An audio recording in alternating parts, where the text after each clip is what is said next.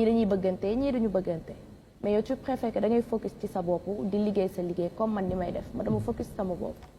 yow da nga focus sa bopp. da nga focus franchement. yow franchement da nga focus sama bopp. rek dafa la rek moom. donc tey jii nii par exemple tey TikTok gis nañ ni ñu bëri dugg nañ ci léegi parce que TikTok avant ñu bëri ñeme wuñ ko woon y a beaucoup de jeunes yoo xamante ñoo ngi ci biir di def ay vidéo tey bëgg nañu percer bëgg nañ nekk actrice bëgg nañ ñu xam leen ban conseil nga leen di jox.